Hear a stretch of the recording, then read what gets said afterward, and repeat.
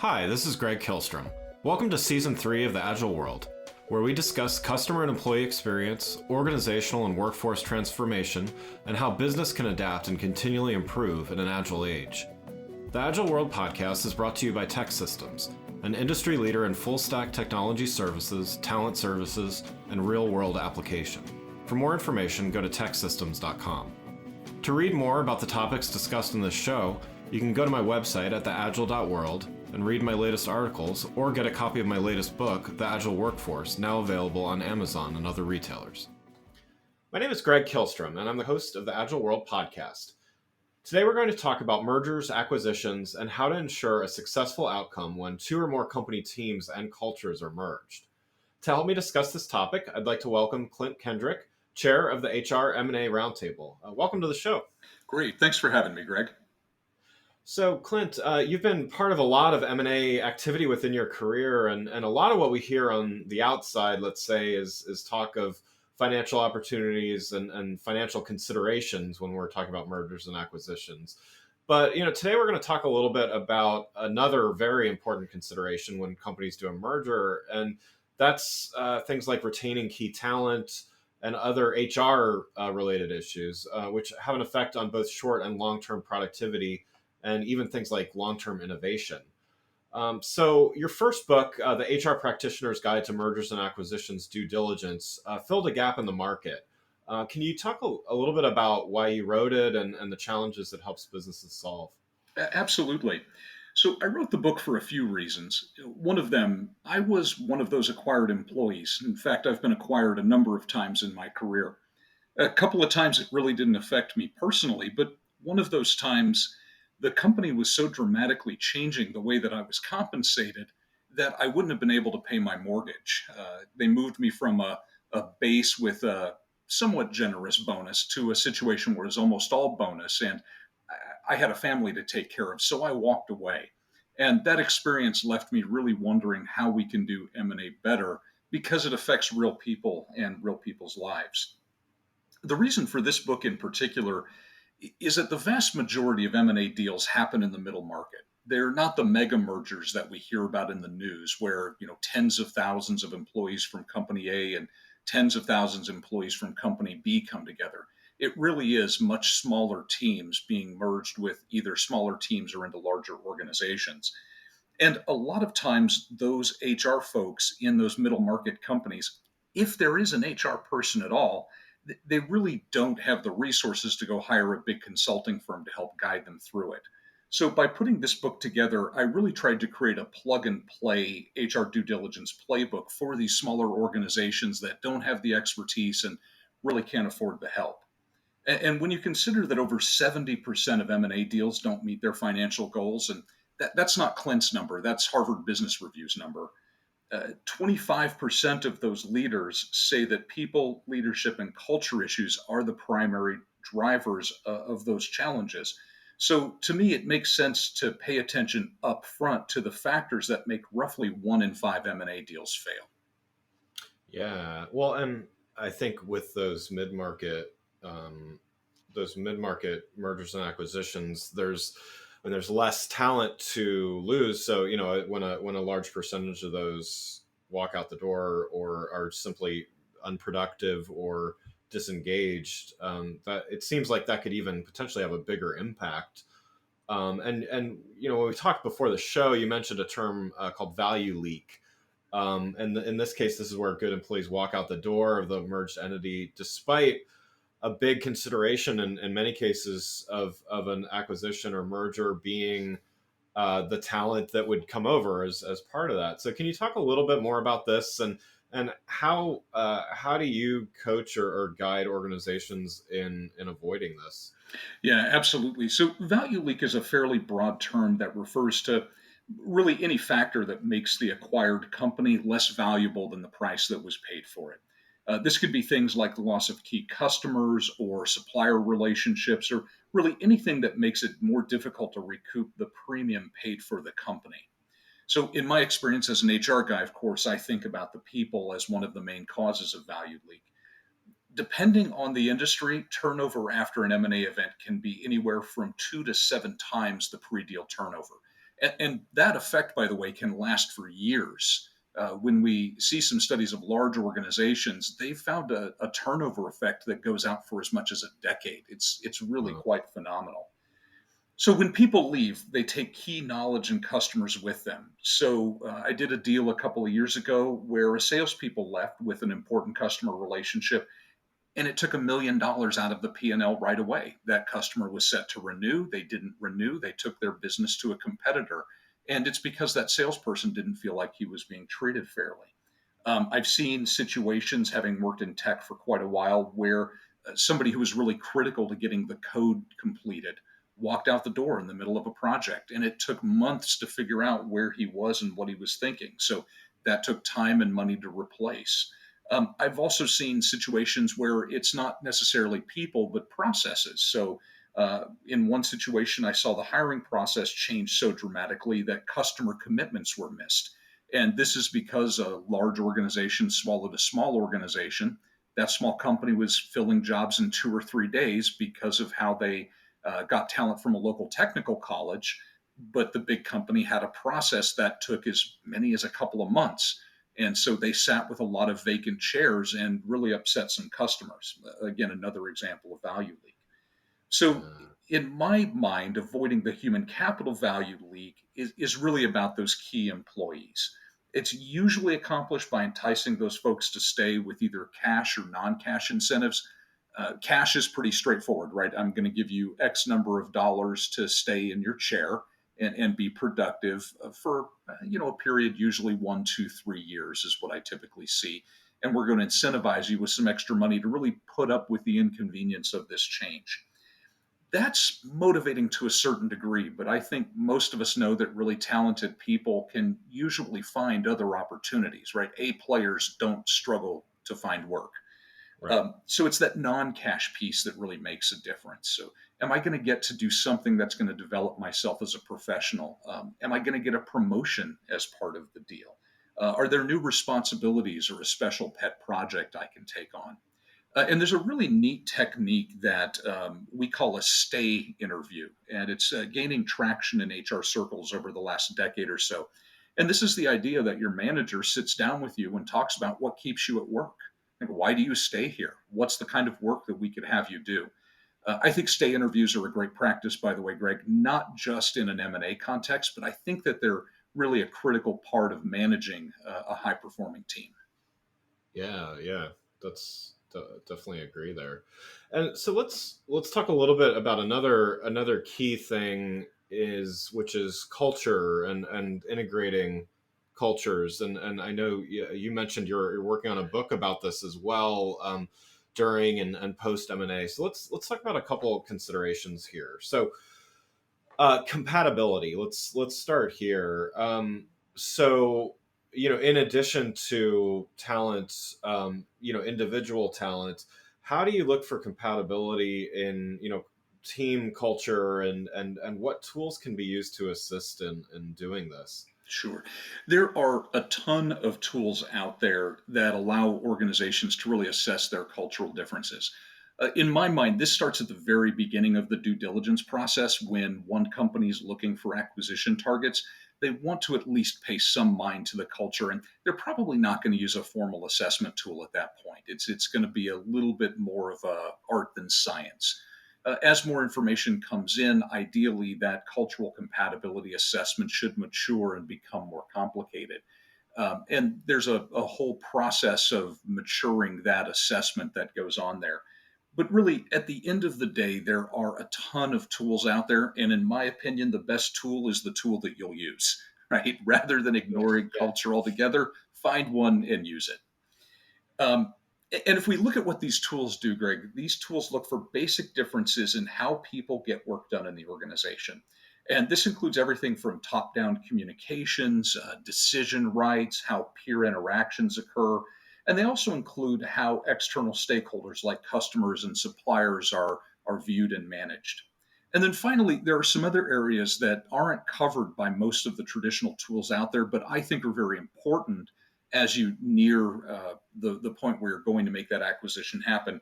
And I call those the three S's. And the three S's are secret sauce, synergies, and sacred cows.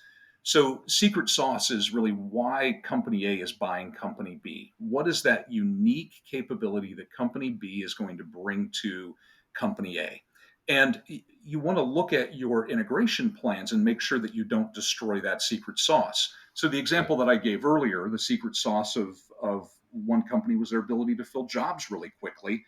The acquiring company destroyed that secret sauce and therefore lost value.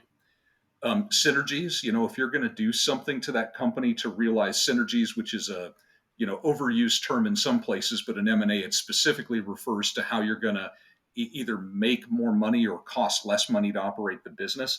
You want to look at how those synergies are going to affect things. So if your synergy is to cross sell a bunch of stuff, and you don't think the two sales forces are going to be able to cross sell because they're compensated differently, take that into account when you're looking at the culture. And then finally, sacred cows are those things that you just don't touch. I remember one company that was very much a family atmosphere, and so they really wanted to keep that family atmosphere intact. And when the acquirer came in, they immediately parsed the company into haves and have nots. Some people got job offers, some people didn't. Some people got weird job offers, some people got straightforward job offers. And it totally violated that sacred cow of a family atmosphere where people are treated the same. Yeah.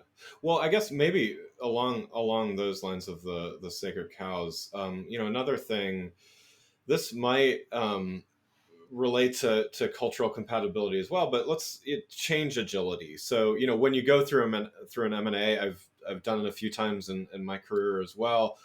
Um, there's there's a lot of, in some cases there's a lot of change that needs to happen. In other cases, it's the other company changes and the other stays the same, or but regardless, there's quite a bit of change that needs to happen in some degree. How do you how do you look at that, and how do you measure that? Is that something similar to measuring culture, or do you look at it differently? Yeah, so I think it's pretty similar to measuring. I mean, there are psychometric tools out there, and you could give everybody a personality assessment and try and sort that out, but that's not really practical. I think a lot of times this becomes more art than science, and looking at things like, okay, what were some of the major changes this organization went through?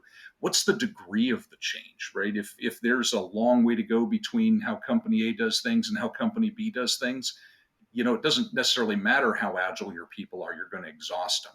So Yeah. it really is quite situational in my experience. I do think that there is a little bit of a myth, Greg, that employees in small or high tech, younger organizations are better able to work with the change. But you should see what happens when Slack suddenly gets replaced by what the employees consider to be an antiquated email and instant messaging system, right? That's where change agility really comes through. Is we're changing how you do work, we're taking away this tool, we're putting another tool in place. And it really doesn't matter how old the employees are or what kind of field or industry they're in or the age of the company. It really is about their ability to adapt to the new circumstances they're working in. Got it. Do you think this is something that's getting enough attention in the M&A world? This, whether it's change agility, whether it's measuring culture. What are your thoughts there? Yeah, Greg, this is one of those areas where I've actually seen quite a bit of change in my decade or so of working in M&A. When I first started, I actually didn't use the word culture. I once had a leader look at me and say, "Pour me a cup of culture." And had I been thinking a little bit faster, I would have said, "Well, pour me a cup of profit and loss." Their ideas. Yeah. Just I ended up using the term operational readiness for a long time because culture is about how people get work done in an organization. And well, operational readiness was the closest I could come up with where I'd get any attention paid to it. But what I've seen in the last 2 or 3 years is a lot of the big companies like McKinsey and Deloitte publishing articles on culture and rolling out their own assessments and tools. And I think it's because of the failure rate of M&A. And like I said, a quarter of business leaders point specifically to culture as the reason for deal failure. So we've got a lot of deals that have gone south because the culture wasn't managed appropriately.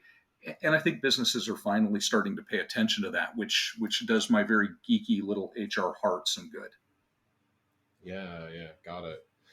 So, what about let's call it preemptive work? What can companies do now to prepare for future M&A activity?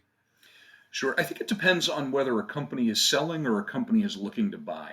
So, a company that's selling really wants to pay attention to how the organization is managed. They want to make sure that there's some stability in it. When doing diligence on a company that we're about to buy, we really look at things like who are the key talent, what is the level of turnover, are the small legal and technical things taken care of, and some of those smaller legal and technical things can be managed after the fact, but having good talent in place and having people who are staying with the organization for longer periods of time, well, that's a little bit harder to fix during integration. So really keep an eye on the talent and how they're treated.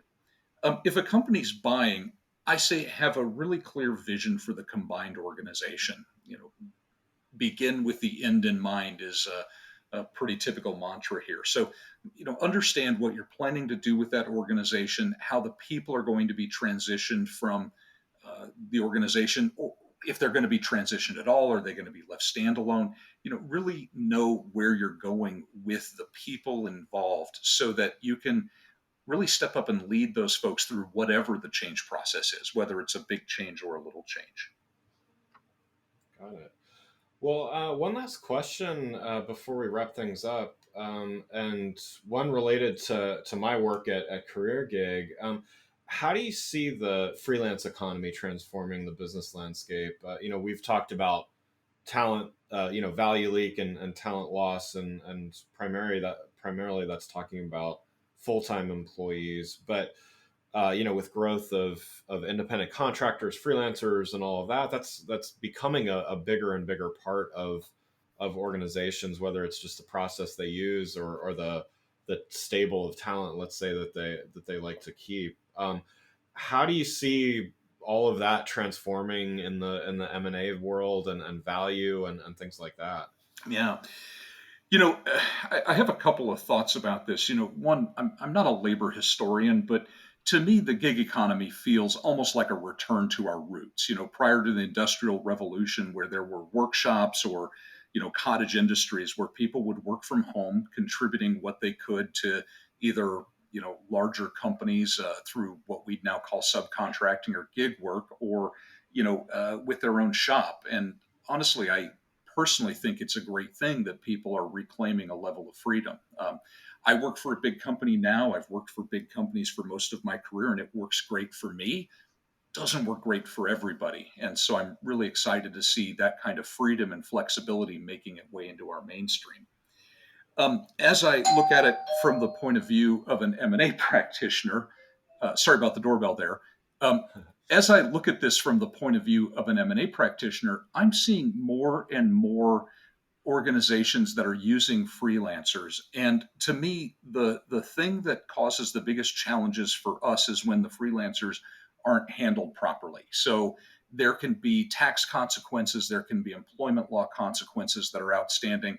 And it's really important for companies that are using freelancers to make sure that they're using them properly so there's not a big mess to clean up, especially if they're planning on selling their business. Yeah, yeah, that makes sense. Yeah, and to your point about the historical context, I mean, yeah, it's I think the low watermark as far as independent contractors was in the late '70s. It was like 9 or 10% of the U.S. workforce, and so at the beginning of the 20th century, it was basically what it is now. It was about in the 30 to 40%. We're growing to about 40% soon. So yeah, it does seem cyclical here, but yeah, no, that's interesting to hear that take on it, because I don't think a lot of people are taking that into account as as talent pools are kind of shifting. So Yeah, it's really interesting, and I'm quite excited to see how this plays out. I really think that there's going to be a lot of legislative and regulatory changes that come up, and I think it's really important for people to make their voices heard with their elected officials and their government agencies so that they can see this shift in the way that they would like to see it shift. Yeah, yeah, definitely agree. Well, Clint, thank you so much for joining the show. For those listening, what's the best way for them to learn more and keep up with what you're doing? Sure. So I'm an open networker on LinkedIn. Just look for Klint Kendrick. That's Klint with a K. And if you're a person who's interested in people, leadership, and culture issues in the world of mergers and acquisitions, they can visit our website at m&a-roundtable.com. Great, great. Well, again, I'd like to thank Klint Kendrick, chair of the H&R or HR M&A Roundtable, for joining the show. Thanks for listening to the Agile World with Greg Kilstrom. See you next week. Thanks again for listening to the Agile World podcast, brought to you by Tech Systems. I'm your host, Greg Kilstrom. If you enjoyed the show, please take a minute to subscribe on your podcast channel of choice and leave us a rating so that others can find the show more easily. You can learn more and get a copy of my latest book, The Agile Workforce, from my website at theagile.world.